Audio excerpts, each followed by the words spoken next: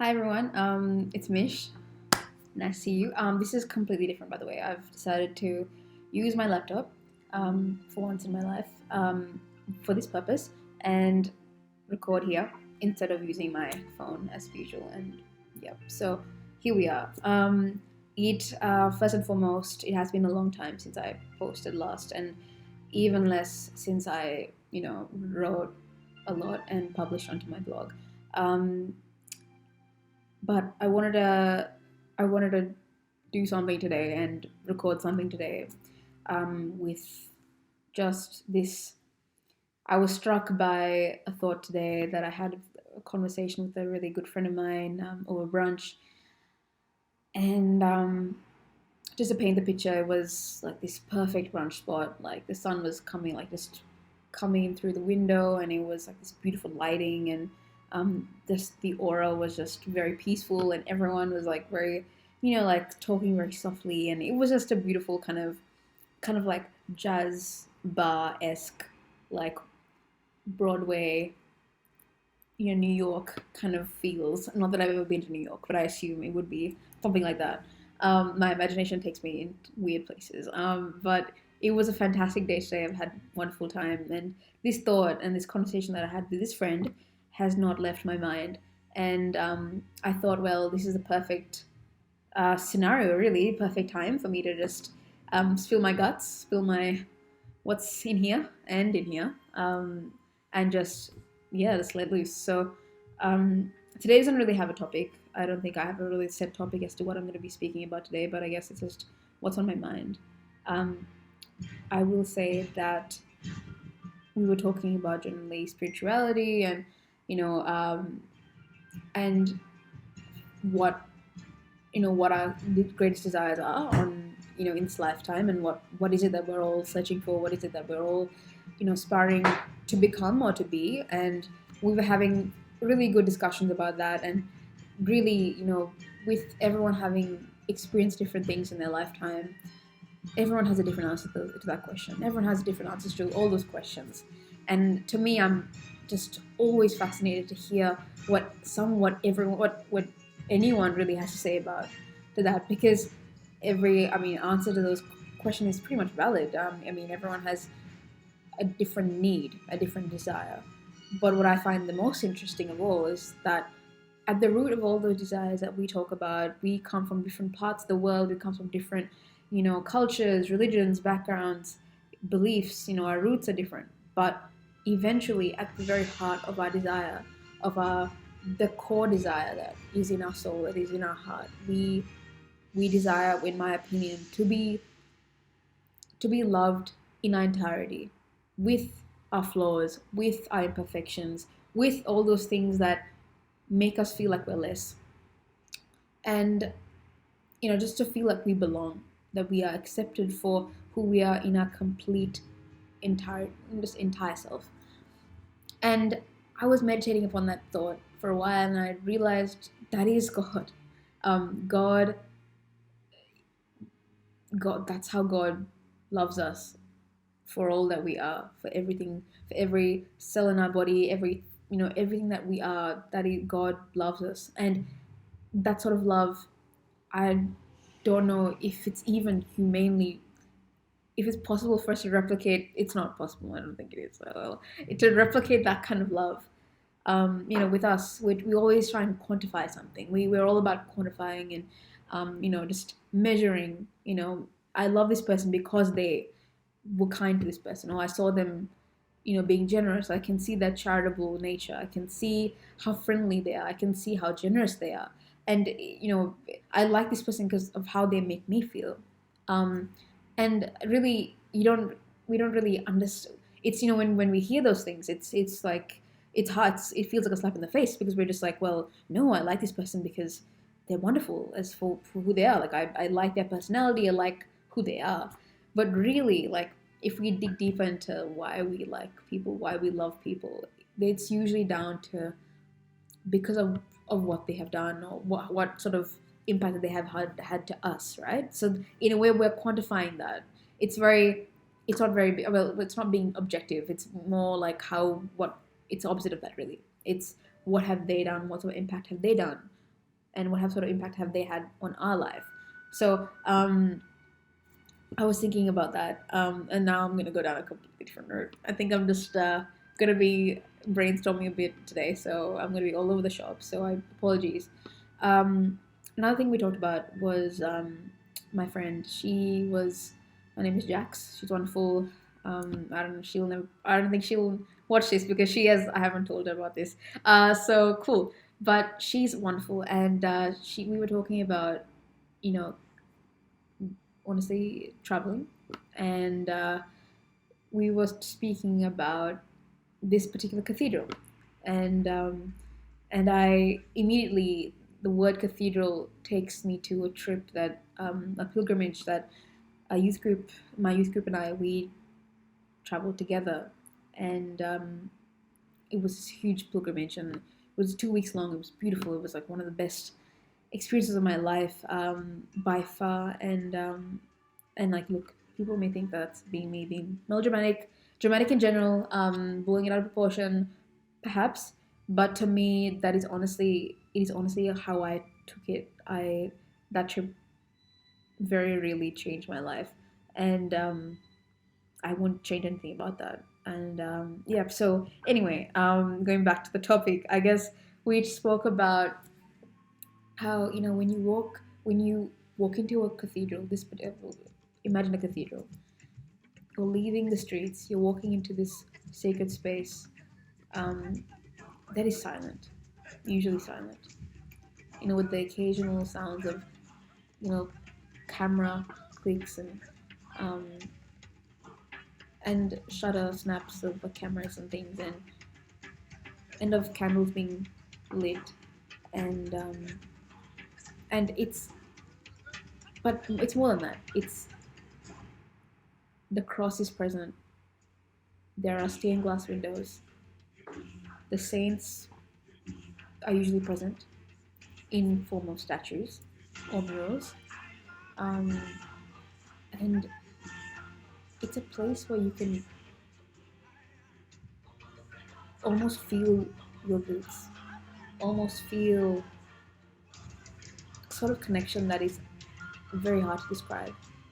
And in the silence, or in the almost silence, you feel at peace, and it's unavoidable. It's unavoidable. It's a feeling that it hits you in a place where you don't realize even that you even had, and suddenly there's like this feeling that you're there in the cathedral, and there's so much going on, but at the same time it's just you and the cross. And you can tell, like, from if you look at usually the architectural design of a cathedral, when you walk in, obviously the focal point of a cathedral or a church is usually the altar and the cross, and it's it's beautiful. And upon walking in, it's usually the first thing you notice. um, and just going down the pews and the aisles and the aisle, and you see the cross, and you feel so seen. You're looked at from by Jesus on the cross with such clarity. And this experience I had in Torquedad in Spain, and I I really urge you to Google it if you want. It's called Torquedad. I will say that one more time. But if any of you all go to Spain, please do yourself a favor and just visit Torquedad, because it's definitely one of those places that leaves a lasting impression on not only on your heart but in your soul. It's one of those places that you cannot describe in words. You will never do it justice, and I will not attempt to even go down that path. But please do research it if you do have that feeling. It is wonderful. yeah. Thinking about it and talking about it takes me back, and I think that's why I'm in a very kind of different. Um, yeah, I feel very like I'm back there. It's beautiful. Yeah, and but the main point of what I was trying to say was the cathedral. It's you're walking into a place that is so different. Like, it has a different feel to it, and you notice that immediately, and you realize that as soon as you leave, as soon as you step out into the hustle and the bustle of the street, that's when you realize what peace you have left. And that's when you realize it kind of hits you like, like a gust of wind. Because it's just, you realize, but what, and that's the thing, like with even with the mass, it's a time to rejuvenate, to soak up what, like all the gifts of God, and to soak it up and to recharge and to re-energize yourself. So when you leave the mass, although the mass does continue onward, even after you leave, um,